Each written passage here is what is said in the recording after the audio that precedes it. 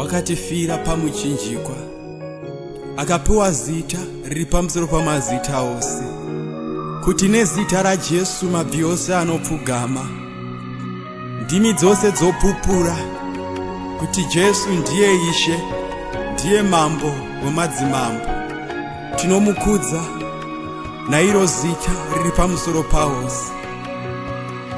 Maita zvenyu mandiponesa, Jesu wangu, zita raJesu ngarivongwe, zita raJesu ngarikudzwe. Maita zvenyu mandinunura, Mwari wangu, zita raJesu ngarivongwe, zita raJesu ngarivongwe. Ngarivongwe, ngarivongwe, ngarivongwe. Tonamata zita renyu, torumbidza zita renyu, ngarivongwe.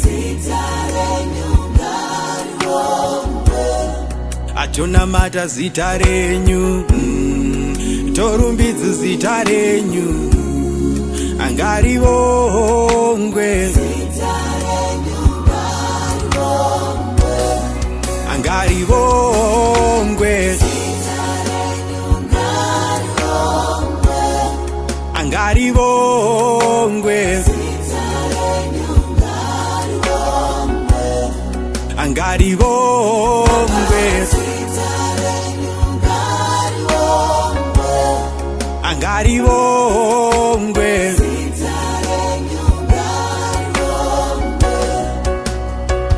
Imi Mwari samasimba, amunogona, amunogona.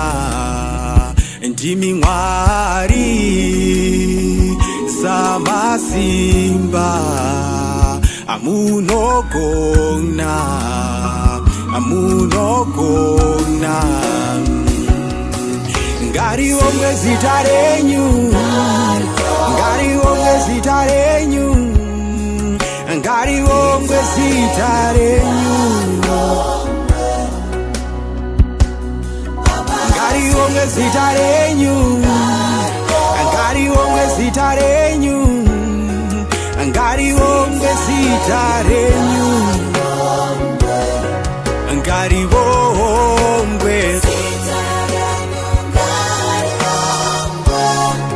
ngarivongwe, ngarivongwe,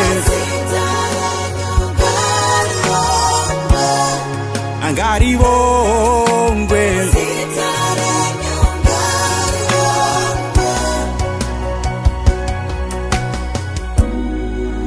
Ngarivongwe zita renyu Baba, torikudza zita renyu Jehovha.